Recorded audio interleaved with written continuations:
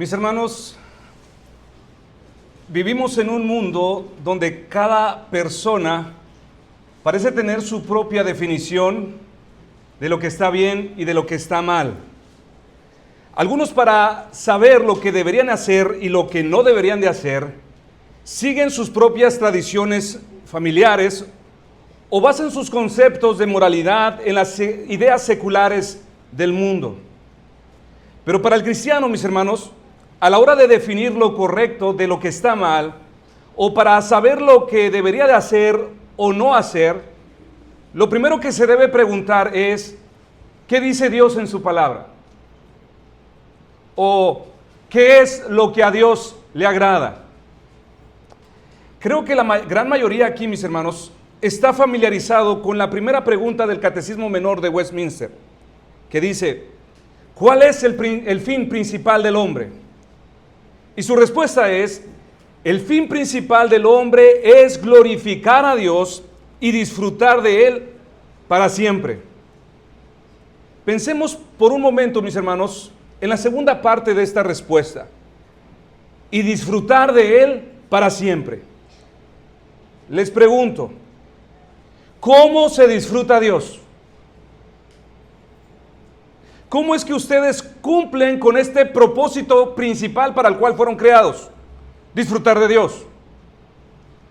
Si uno de tus hijos te preguntara, mamá, papá, ¿cómo puedo yo disfrutar de Dios para siempre? ¿Qué le dirías? ¿Qué le responderías? Mis hermanos, la única manera de poder disfrutar de Dios, de poder deleitarnos en Dios, de poder saborear las dulces mieles espirituales de su presencia, es haciendo solamente lo que a Dios le agrada. Es obedeciendo siempre su voluntad. Esta es, mis hermanos, y ha sido la historia de todo verdadero cristiano en el trayecto de los siglos. Cuanto más se vive en obediencia, cuanto más se busca en agradarle, lo más que Dios se vuelve disfrutable a nuestra alma. Lo más hermoso que es este día. Qué extraño es eso, ¿verdad, mis hermanos? Especialmente para el mundo. El deleite del cristiano está solamente en vivir para el deleite de otro.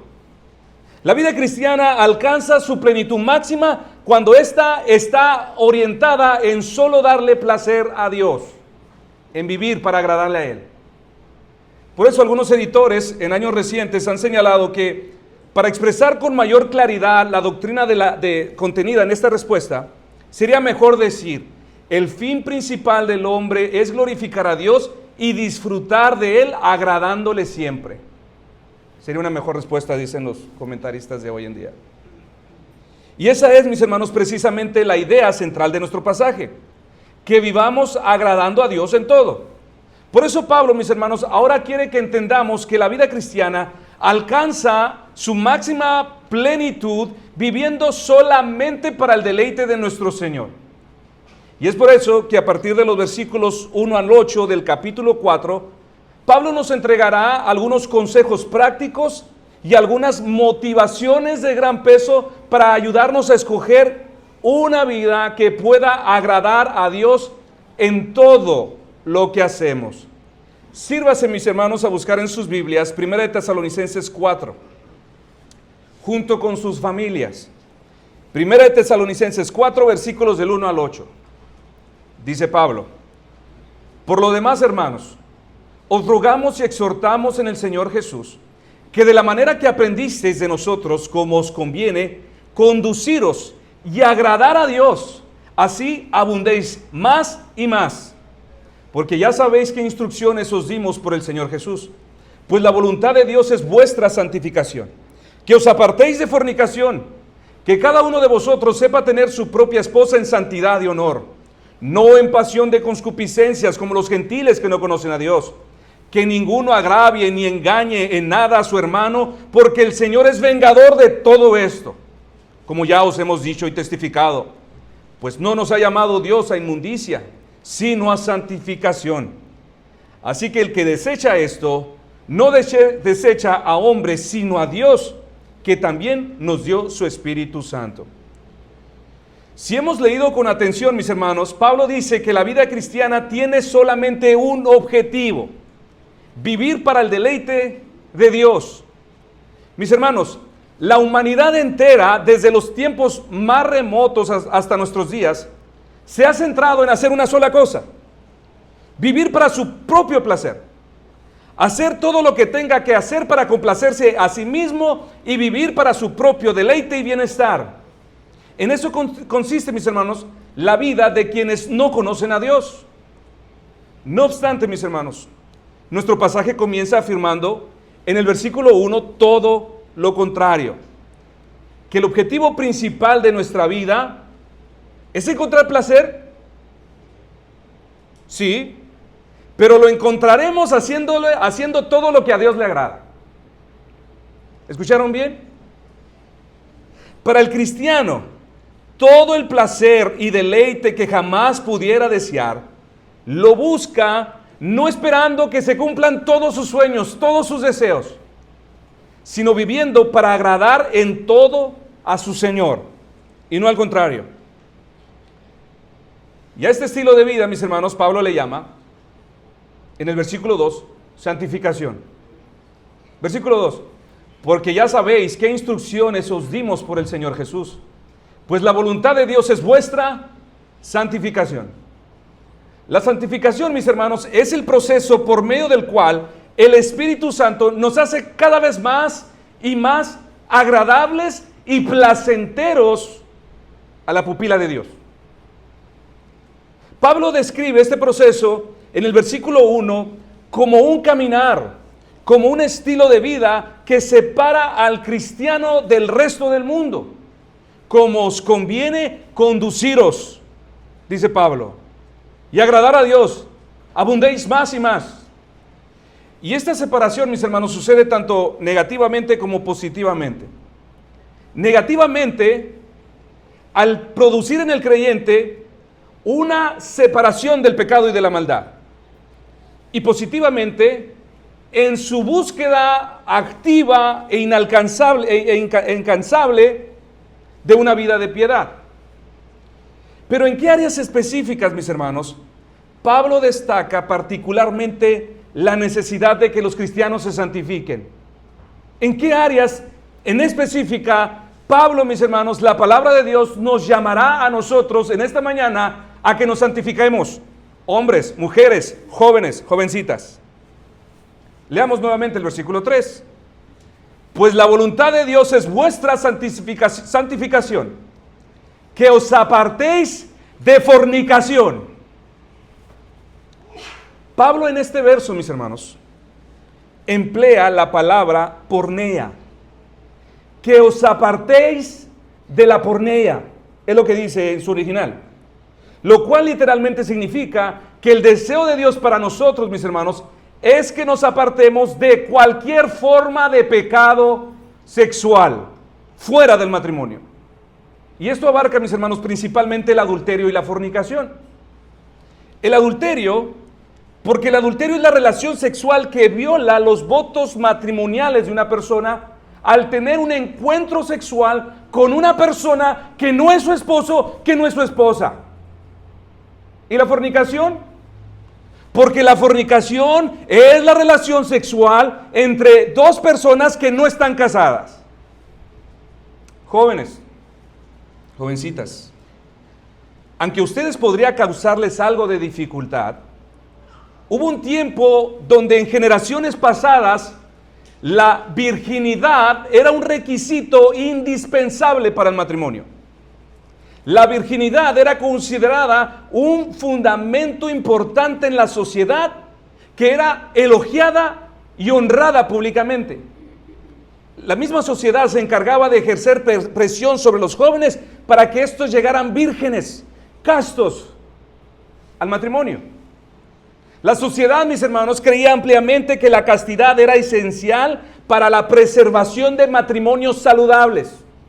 Y no solo eso, sino un bloque fundamental para la crianza saludable de hijos. Pero desgraciadamente, mis hermanos, en las últimas décadas, en la época en la que ustedes han nacido, jóvenes, ha ocurrido un terremoto cultural. Un terremoto que ha fracturado severamente los fundamentos del matrimonio como Dios los diseñó, que ha fracturado severamente las columnas de la pureza sexual. Pero el pecado sexual, mis hermanos, no ha sido solamente un problema de nuestros tiempos, de la sociedad moderna. Pablo, mientras escribía a Tesalonicenses, a estos hermanos, estaba totalmente consciente de que ellos jamás habían sido influenciados por la ética de valores cristianos, sino más bien por la conducta sexual y distorsionada que estaba profundamente arraigada en la sociedad en la que ellos vivían, especialmente de una ciudad portuaria como la de Tesalónica, donde transitaban constantemente extranjeros, marineros, comerciantes, que traían consigo costumbres y prácticas inmorales muy alejadas de los estándares cristianos. El pastor John MacArthur, comentando la situación que rodeaba la vida de estos hermanos en Tesalónica, esa era la condición de Tesalónica, dijo: Tesalónica estaba plagada de prácticas pecaminosas, tales como la fornicación, el adulterio, la homosexualidad, incluida la pedofilia, el travestismo, hombres vestidos como mujeres, y una amplia variedad de perversiones pornográficas y eróticas, todo ello realizado con una conciencia cauterizada y con la aceptación de la sociedad. Y es en este contexto, mis hermanos, donde dice Pablo a esta iglesia que ama en el versículo 3, pues la voluntad de Dios es vuestra santificación, que os apartéis de fornicación. Así que esposos cristianos, jóvenes solteros cristianos, jovencitas cristianas, la voluntad de Dios para todos ustedes sigue siendo la misma que fue para los hermanos de Tesalónica. Y es que se aparten de cualquier forma de pecado sexual, que no se dejen arrastrar por las mismas prácticas que practican los incrédulos. Y mis hermanos, tan alejados deberían de estar estos pecados en la iglesia, que en Efesios 5:3 Pablo, exhortando a la iglesia, que les dice a los de Éfeso que los pecados sexuales ni aún se nombren entre nosotros. Es decir, cualquier forma de inmoralidad sexual debería de ser un tema, un asunto que jamás debería tratarse entre los verdaderos seguidores de Cristo. Ni aún se nombre. Sin embargo, mis hermanos, en este punto Jesús va mucho más profundo cuando Él habla acerca de los asuntos del pecado sexual. Y él enseña que esto incluye más que actos físicos. En Mateo 5:28 Jesús dijo que cualquiera que mira a una mujer para codiciarla, ya adulteró con ella en su corazón. Por lo tanto, mis hermanos, la impureza sexual de la que nos habla la Biblia abarca no solo lo que hacemos con nuestro cuerpo, sino también lo que hacemos con nuestros pensamientos, los cuales también deben de ser puros. Jóvenes, la sociedad de nuestro tiempo les quiere hacer creer que los pecados sexuales no son malos, en tanto ustedes usen protección. Ellos te mienten diciendo que estos actos no son solamente físicos y que más allá de esto no te pueden afectar, siempre y cuando no contraigas una enfermedad o incurres en un embarazo no deseado, todo estará bien. Pero escuchen, jóvenes, eso es una mentira. Es una vil mentira. Porque la intimidad sexual, mis hermanos, más que un simple acto físico, es un acto profundamente espiritual. Es un acto que tiene la capacidad de moldear significativamente tu mente para bien o para mal. Mira, cualquier adulto aquí, te lo voy a demostrar, que no es solamente físico. Cualquier adulto aquí que haya tenido una pelea en la secundaria, donde le dieron una paliza por una galleta, podría contar esta anécdota a cualquiera de nosotros, riéndose, recordando que aquella vez por una galleta de chocolate que le quité a mi compañero, se enojó y nos agarramos y me dio una recia. Y se reiría y la contaría y la contaría. Un acto meramente físico. Pero cualquiera, sea hombre o sea mujer, que haya sido agredido sexualmente, no podría hacer lo mismo. ¿Por qué? Porque el sexo no es solamente un asunto físico, mis hermanos. vincula el alma, vincula nuestro ser interior, nuestro ser espiritual. El sexo, lo quieras creer o no, está estrechamente relacionado con tu alma. Por eso Pablo también dijo en 1 Corintios 6:18, cualquier otro pecado que el hombre cometa está fuera del cuerpo, mas el que fornica contra su propio cuerpo peca. ¿Qué es lo que está diciendo Pablo aquí, mis hermanos? Pablo está diciendo que todos los pecados son igualmente malos y producen culpa, pero el pecado sexual, además de dejar culpa, deja al hombre, a la mujer con una herida, con una mancha casi irreparable. Una mancha, mis hermanos, que les acompañará el resto de sus vidas. Matthew Henry, comentando este pasaje, escribió: el pecado sexual deja una arruga, una mancha particular sobre la vida de la persona, porque involucra directamente aquello, es decir, su cuerpo, el que Dios diseñó para la exclusividad de la unión matrimonial. El apóstol Pedro también advirtió en 1 Pedro 2:11 acerca del pecado sexual.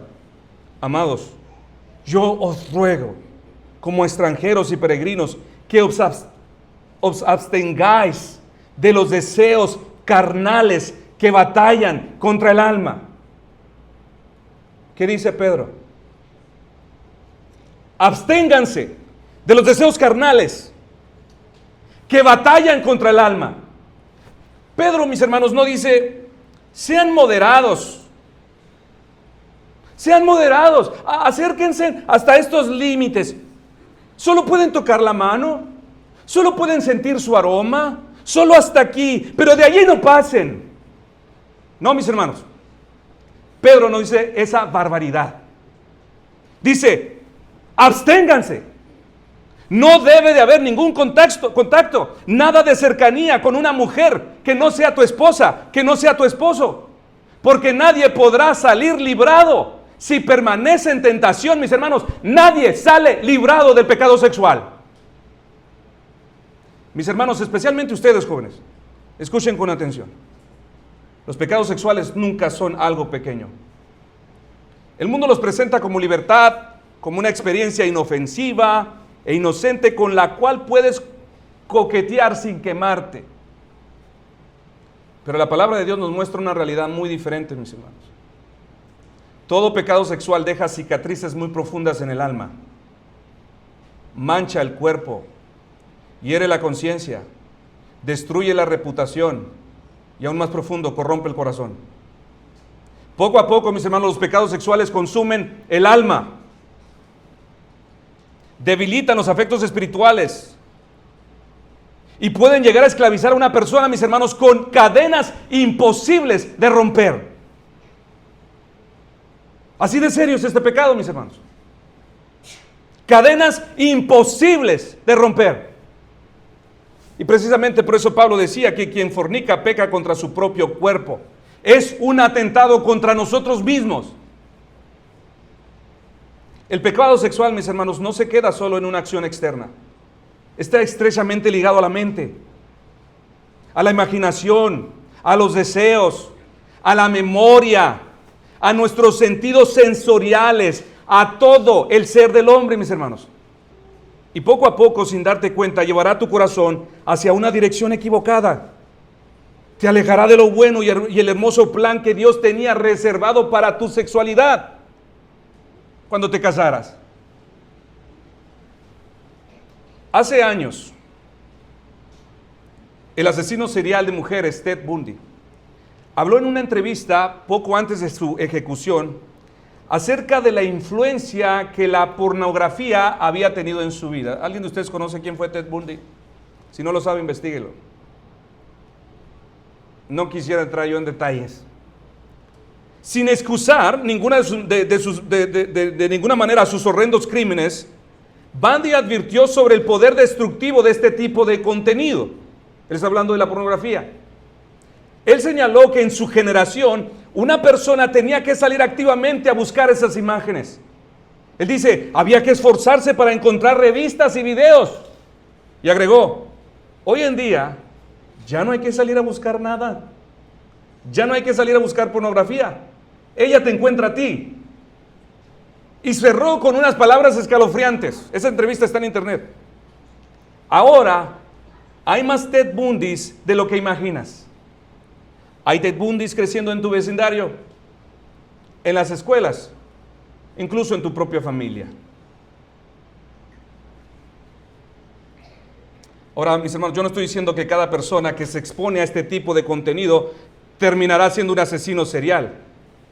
No, pero sí estoy enfatizando, mis hermanos, el poder activo, adictivo y destructivo que el pecado sexual ejerce sobre nuestros cuerpos. Ted Bundy conocía dónde todo este problema inició. En una revista para adultos. Allí inició todo. Pero lo que nunca pudo imaginar, mis hermanos, era dónde terminaría. Así es la naturaleza del pecado, mis hermanos. Todos ustedes pueden saber dónde inicia, pero no sabes hasta dónde te puede arrastrar. Hasta dónde puede arruinarte. Por eso, hermanos y jóvenes, no jueguen con los pecados sexuales. No piensen que ustedes son más fuertes que la tentación. No alimenten este dragón que después intentarán matar por el resto de sus vidas y no podrán. No jueguen con los pecados sexuales, mis hermanos. Y padres, que algunos tienen sus ojos entrecerrados, no cierren sus ojos a este problema. Interésense un poco en sus hijos. No sean ingenuos. No sean ustedes mismos quienes orillen a sus propios hijos a un problema casi incurable. Guarden sus corazones. No los expongan. Si está en tus manos, aléjenlos lo más posible de estas tentaciones. Un informe de Save the Children, Salvemos a los Niños, después de sus estudios preliminares, señaló que 8 de cada 10 adolescentes que cuentan con su propio celular se exponen o consumen con regularidad pornografía. 8 de cada 10. ¿Qué es lo que esto significa, mis hermanos? Una verdad muy cruda. Que si tenemos aquí 10 adolescentes que cuentan con su propio celular, posiblemente 8 de esos 10 han comenzado ya a batallar con su alma. Que posiblemente 8 aquí desde una edad muy temprana, mis hermanos, han mordido ya un anzuelo del cual en toda su vida no podrán escapar, no podrán librarse. Eso es lo que significa. ¿Aterrador? Sí. Para toda la vida es esa desgracia, mis hermanos. Los pecados sexuales no son un juego. Un clic donde no debían no es curiosidad inocente. Es una trampa, mis hermanos. Es un anzuelo maldito del cual no te podrás librar jamás. Los pecados sexuales batallan contra el alma, dice Pedro. A menos joven, jovencita, que corras al Salvador. Si alguno ha caído, Cristo sigue siendo un Salvador eficaz. Hay perdón para los pecadores arrepentidos. Hay limpieza en su sangre para todos los que se han contaminado. En Cristo hay poder de salvación para traer libertad a los que han sido esclavizados. La sangre de Cristo es más poderosa que la culpa de nuestro pecado. Es más poderosa para limpiar cualquier mancha de pecado sexual. Por eso, si te he hablado a ti, huye y apártate de la inmoralidad y corre hacia Cristo. Ora a Él, lee su palabra, confiesa tus pecados. Él puede hacerte nuevo otra vez y darte un corazón limpio para que le sigas agradando en todo. Ahora bien, después de establecer la regla, apártense de los pecados sexuales, Pablo procede a dar el deber lícito de la sexualidad. Leamos ahora el versículo 4, por favor. Que cada uno de vosotros sepa tener su propia esposa en santidad y honor. Como podemos observar, mis hermanos, Pablo no solamente se está limitando a señalarnos el camino que debemos evitar, sino también nos muestra la senda en que debemos andar. nos muestra la senda que permanece abierta para nosotros, donde con toda libertad podremos disfrutar de nuestra sexualidad. Pero antes de poder llegar allí, mis hermanos, Pablo nos entrega una directriz para que podamos disfrutar dentro de estos parámetros de la pureza del sexo. Y esta directriz es que en cuanto al asunto de nuestra sexualidad, debemos tener dominio propio. Pablo dice que cada uno de vosotros sepa tener. Y la idea detrás de esta expresión, mis hermanos, en su lenguaje original, es que debemos aprender a tener dominio sobre nuestros propios cuerpos. Debemos aprender a gobernar nuestros propios deseos en lugar de dejarnos dominar por ellos.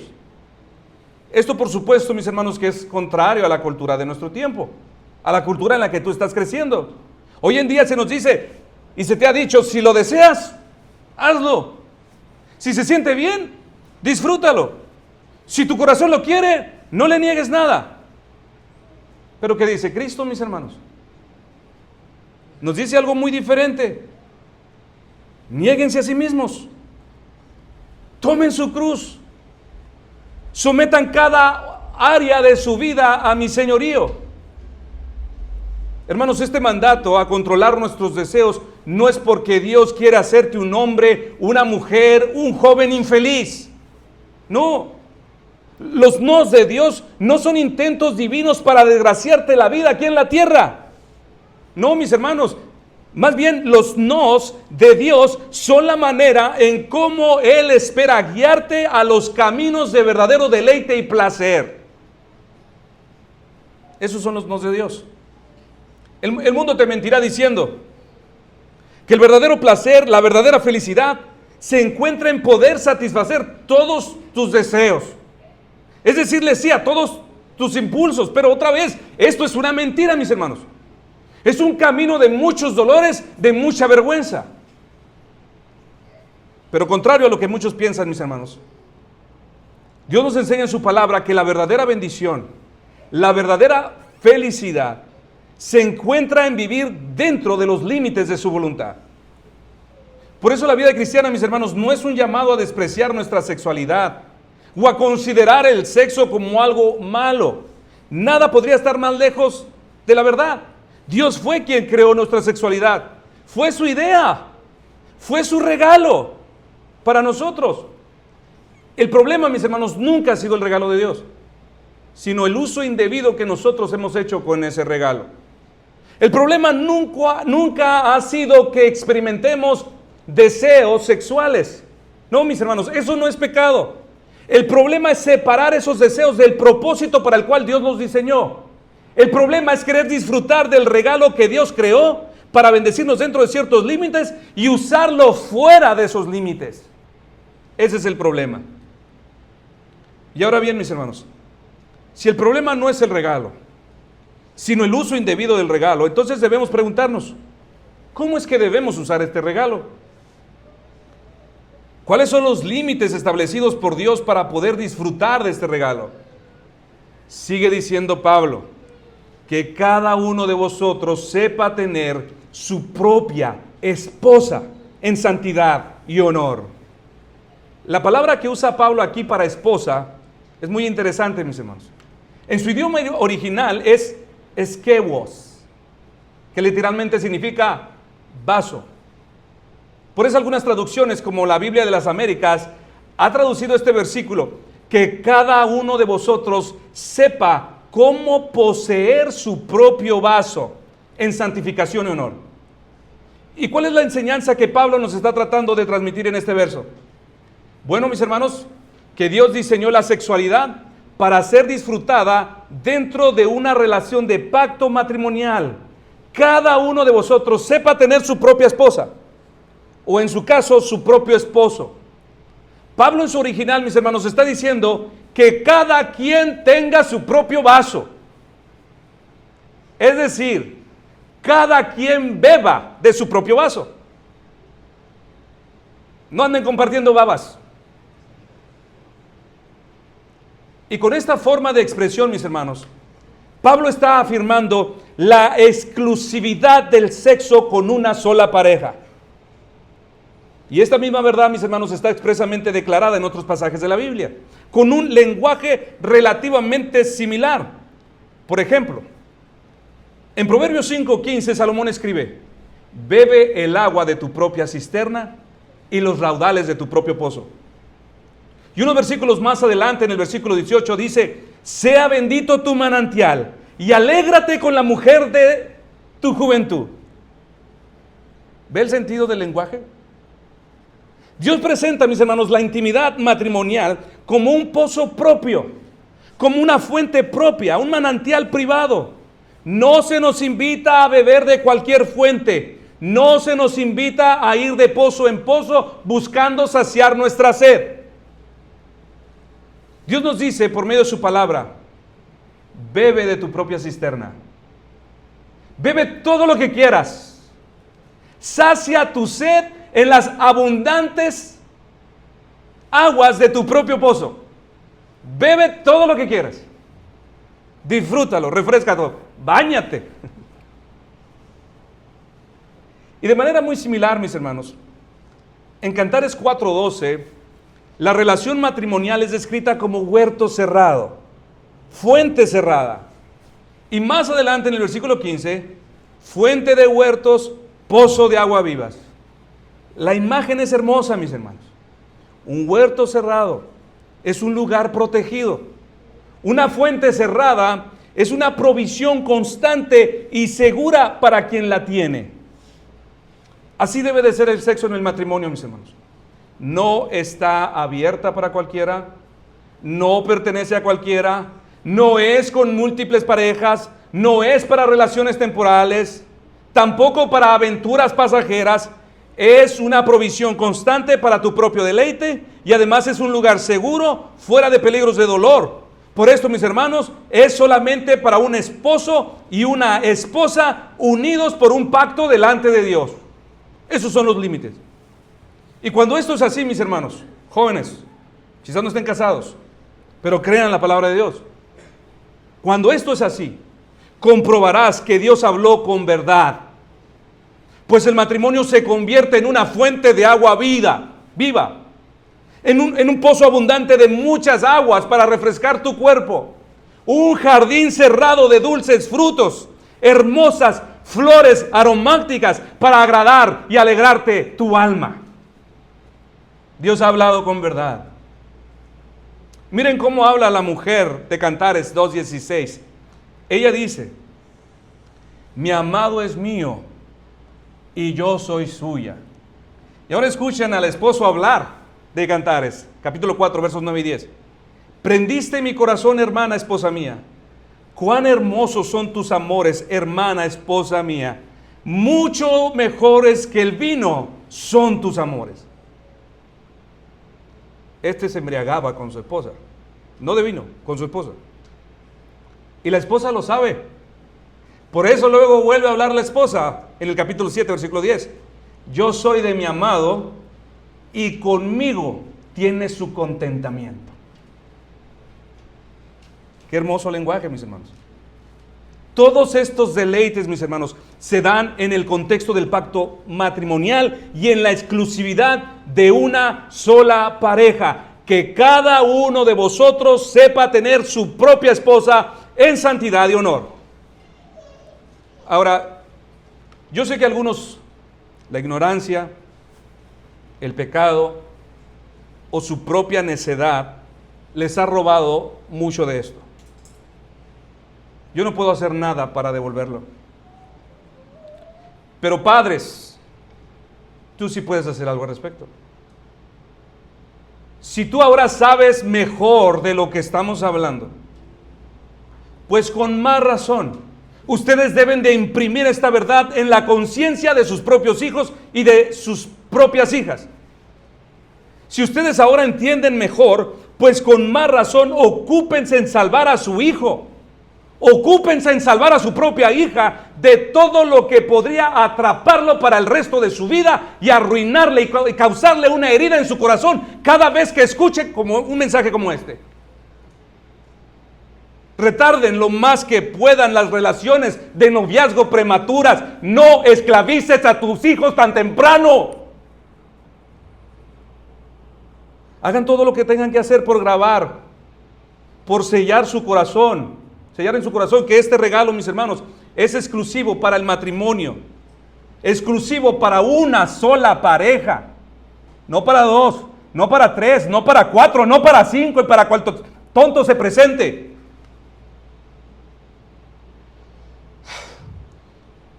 Yo recuerdo, mis hermanos, que tan pronto comencé a entrar a la adolescencia, mi mamá comenzó a hablarme de estas cosas. Comenzó a imprimir en mi mente a su manera, de la hermana Alicia, que ella no quería verme de novia en novia. Éramos hombres.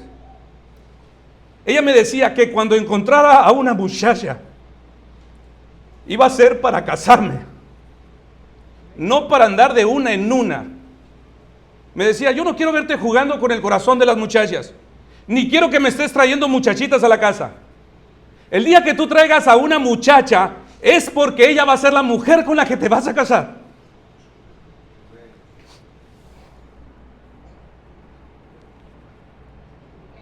Perdón, hermano, me emociono porque tengo esos recuerdos tan frescos. Y mis hermanos, yo no sé cómo, pero su consejo me modeló mi manera de pensar. Por eso cuando yo iba a la escuela, siendo ya más grande, mis hermanos, yo no estaba planeando tener algunas cuantas novias.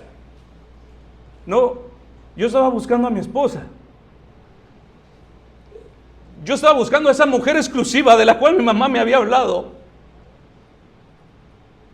Por eso en mi familia, mis hermanos, nunca conocieron a otra chica. En la iglesia, algunos de ustedes son testigos todavía, nunca me conocieron una novia. Nunca me vieron volver y llegar otro día con otra muchacha, y luego con otra, y luego con otra, no. La única muchacha que conocieron en mi familia, y la única muchacha que conocieron en la iglesia, es con la misma muchacha con la que me casé, y con la que Dios me ha dado la bendición de tener 4 hijos. Por gracia. Porque no soy diferente a nadie de ustedes. Pablo dice, que cada uno de vosotros sepa tener su propia esposa en santidad y honor. Y ahora en el versículo 5 agrega algo muy interesante. No en pasión de concupiscencia. Tengan sus esposas, pero no en pasión de concupiscencia. Por lo que dice Pablo en el versículo 5, mis hermanos, podemos inferir que muchos de estos nuevos creyentes en Tesalónica habían llegado a Cristo arrastrando hábitos, ideas, prácticas sexuales aprendidas de su antigua manera de vivir. Por eso dice Pablo que cuando cada uno de vosotros sepa tener su propia esposa en santidad y honor, no la tengan en concupiscencias. Y posiblemente, mis hermanos, esas antiguas prácticas estaban afectando sus matrimonios en el presente. Y la importancia de estas palabras, mis hermanos, es que nos dan a conocer que el pecado sexual no solamente batallará contra nuestros pecados en el presente, sino que además va a arruinar tu futuro. Va a arruinar tu futuro. Como escribió J.C. Ryle, la verdadera santificación en el matrimonio no depende de una amplia experiencia de relaciones sexuales pasadas con el sexo opuesto, sino con la castidad, inocencia y abstinencia de experiencias pasadas al llegar al matrimonio. ¿Qué dice el mundo en este respecto, mis hermanos? Que tú debes de tener muchas experiencias antes del matrimonio para ser más efectivo como marido o como esposa. Mentira, mentira. Sigue diciendo Ryle, los matrimonios más felices y duraderos suelen ser aquellos en los que ambos llegan al pacto matrimonial con corazones y cuerpos guardados para su cónyuge. Lo que está diciendo Pablo, mis hermanos, y también Ryle, es que muchas de las decisiones del pasado tienen el potencial de dejar heridas que acompañarán a las personas por años. Recuerdos, comparaciones, heridas emocionales, sentimientos de culpa, amistades pecaminosas, vergüenzas y hábitos adquiridos, mis hermanos, que pueden convertirse en cargas que después van a afectar la intimidad y satisfacción dentro del matrimonio.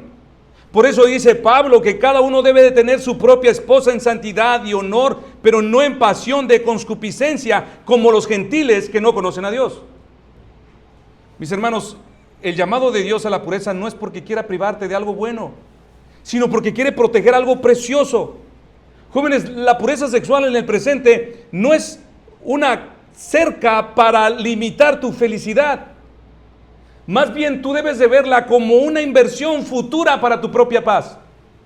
Los no de Dios, los no de mamá, de papá en el presente son una inversión futura para tu propia paz, para tu propia confianza, para disfrutar de verdadera intimidad como Dios manda, y de seguridad, y de deleite, y de libertad en el matrimonio, por supuesto.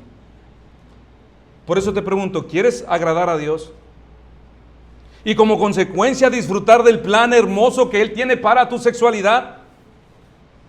Guárdate de los pecados sexuales. No te contamines. Protege tu inocencia. Y en recompensa, Dios te permitirá en esta tierra, sí, en este mundo caído, disfrutar de la plenitud del plan hermoso que Él diseñó para el matrimonio. Así que habiendo hablado Pablo, mis hermanos, de los peligros de los pecados sexuales y de la bendición de la sexualidad dentro de sus límites, pasemos ahora a nuestro tercer encabezado, las motivaciones a la pureza. Leamos exactamente donde nos quedamos, versículos 5 al 7. No en pasión de concupiscencias, como los gentiles que no conocen a Dios, que ninguno agravie ni engañe en nada a su hermano, porque el Señor es vengador de todo esto, como ya os hemos dicho y testificado, pues no nos ha llamado Dios a inmundicia, sino a santificación. La primera motivación que Pablo menciona aquí, mis hermanos, para la pureza sexual es una de las más importantes, porque los creyentes conocen al Dios verdadero. Esa es la razón. Ser sexualmente impuro, mis hermanos, denota una ignorancia real del verdadero Dios, porque coloca en el corazón, en el centro de su corazón, a otro Dios. Eso es lo que la Biblia llama idólatra. Coloca a otro Dios para servirle a Él. En Romanos 1, Pablo argumenta que los incrédulos realmente no conocen a Dios, porque aunque pudieran presumir conocerle, dice Pablo, no le glorifican como a Dios, no le dan gracias, sino que se envanecieron en sus razonamientos y su necio corazón fue entenebrecido. Y como resultado, mis hermanos, de esta ignorancia, de no desear conocer a Dios, que es idolatría, dice a partir del verso 21, Dios los entregó a la inmundicia en las concupiscencias de sus corazones, de modo que deshonraron entre sí sus propios cuerpos, ya que cambiaron la verdad de Dios por la mentira, honrando y dando culto a las criaturas antes que al Creador, el cual es bendito por los siglos. Amén. Por esto Dios los entregó a pasiones vergonzosas, pues aún sus mujeres cambiaron el uso natural por el que es contra la naturaleza. Y de igual modo, también los hombres, dejando el uso natural de la mujer, se encendieron en sus lascivias unos con otros, cometiendo hechos vergonzosos, hombres con hombres, y recibiendo en sí mismos la retribución de su debido extravío. Si la impureza sexual, y especialmente la homosexualidad, es una señal del juicio de Dios sobre aquellos que rechazan la verdad, mis hermanos, entonces el pecado sexual, mis hermanos, es lo último que se debería caracterizar o de oírse entre aquellos que dicen conocer a Dios. Donde quiera, mis hermanos, que realmente ha florecido el conocimiento de Dios, allí también florece la pureza, la santidad y el honor. Es la primera evidencia, pureza. Es el primer eslabón de la gran cadena de la salvación. Por eso dice Pablo en 1 Corintios 6:11 de todos los creyentes, y esto eras algunos, mas habéis sido ya lavados, ya habéis sido santificados, ya habéis sido justificados en el nombre del Señor Jesús y por el Espíritu de nuestro Dios.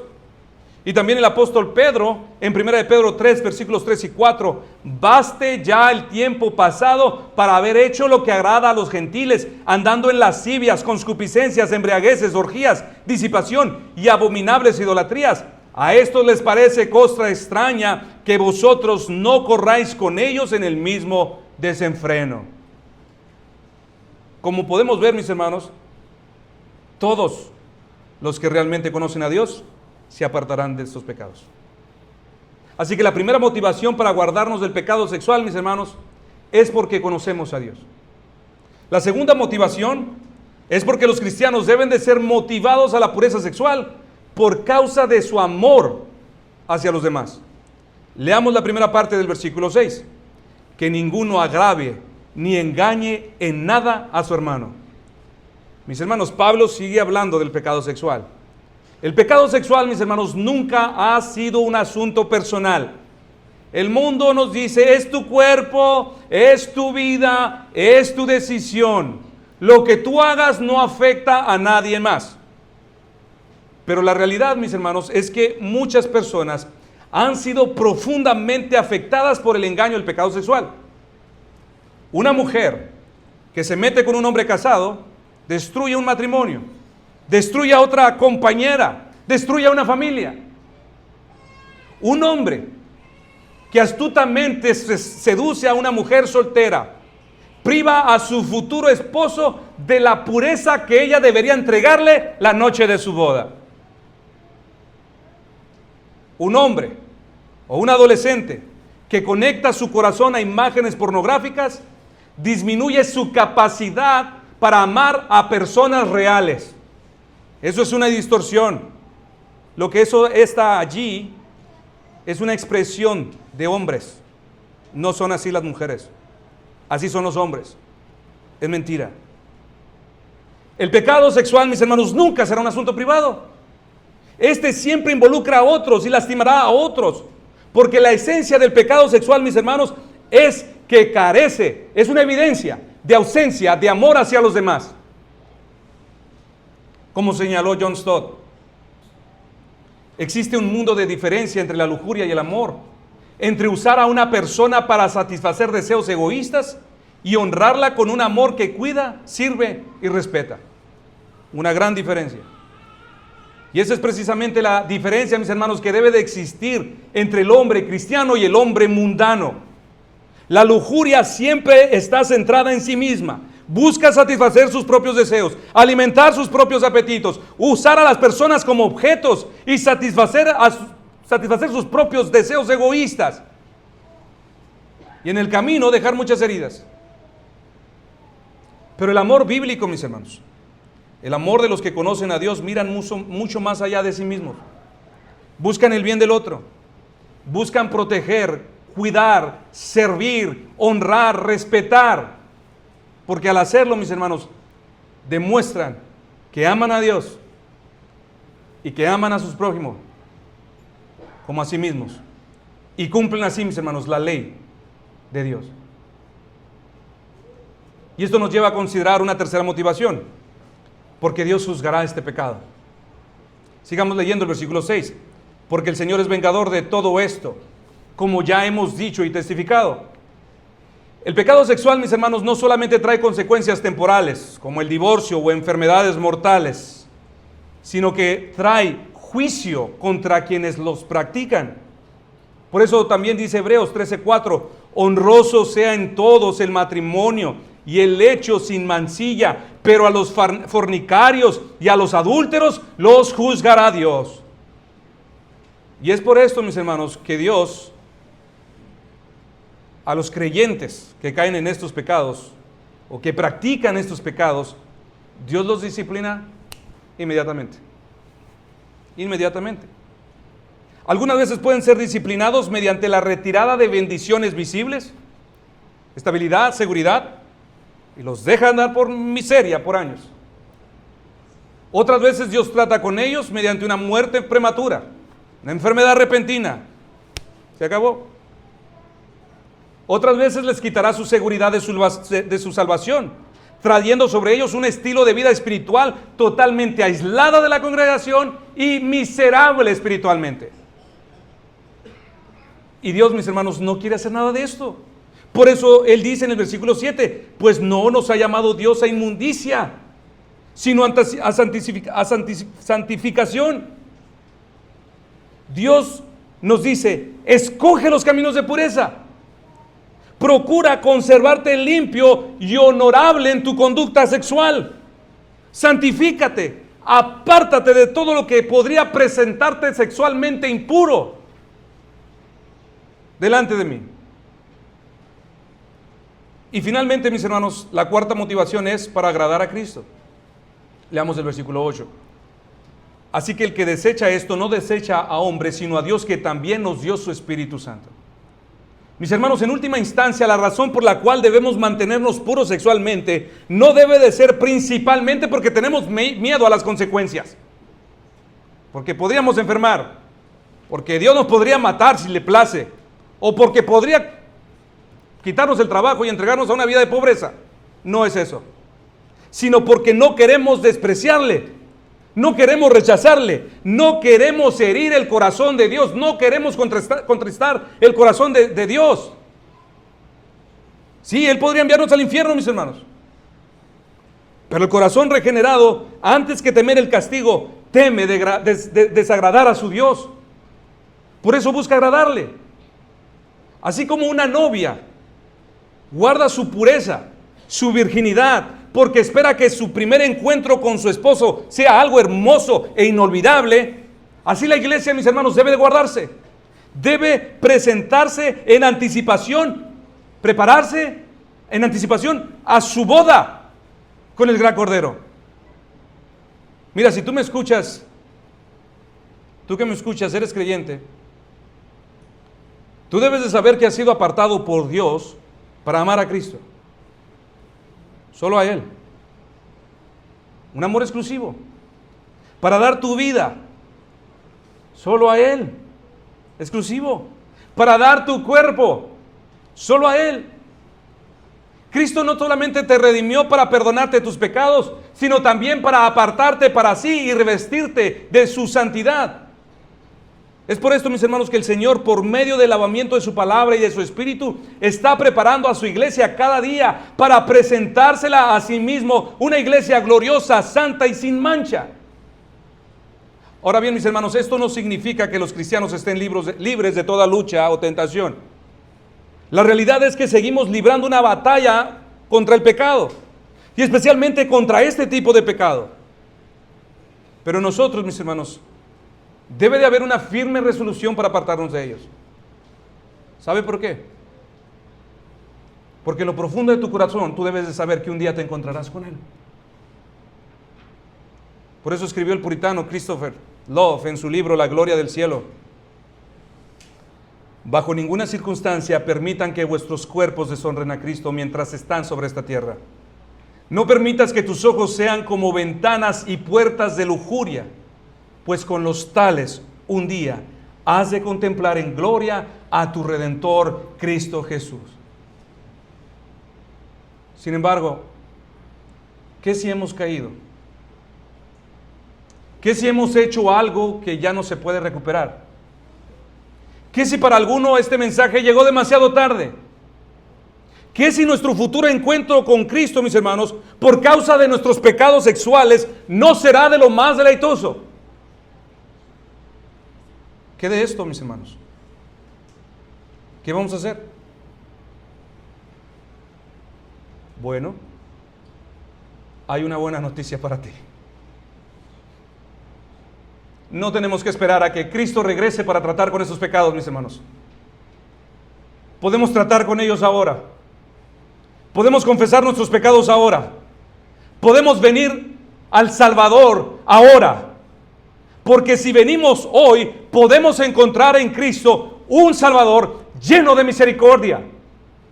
Juan dijo: si confesamos nuestros pecados, Él es fiel y justo para perdonarnos, y atención, y limpiarnos de toda maldad.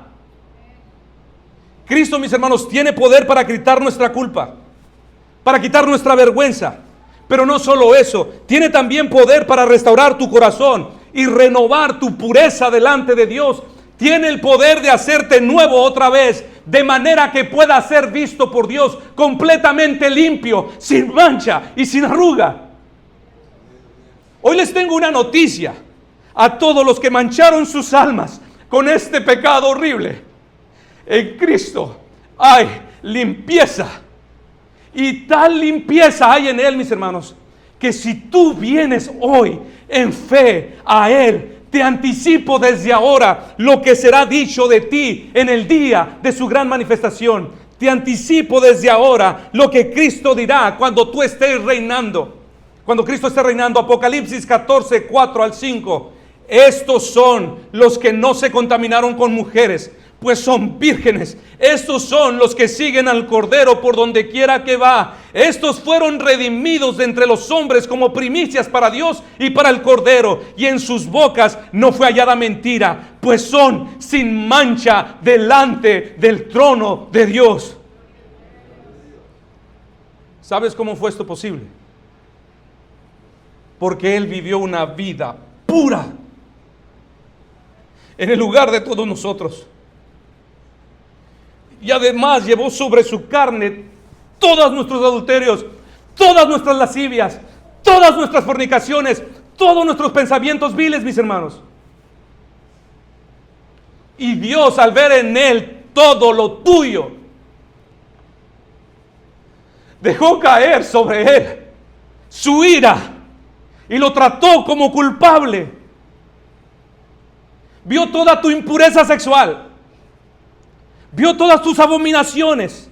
Allí en la cruz Jesús se volvió un maldito y murió como un perro abandonado, como tú y yo debíamos haber muerto. Pero al tercer día se levantó, mis hermanos. Gran noticia. Eso significa que Jesús pagó todos nuestros pecados. Dios aceptó su sacrificio en nuestro lugar. Por eso yo te digo, mi hermano, mi hermana, si tú has creído,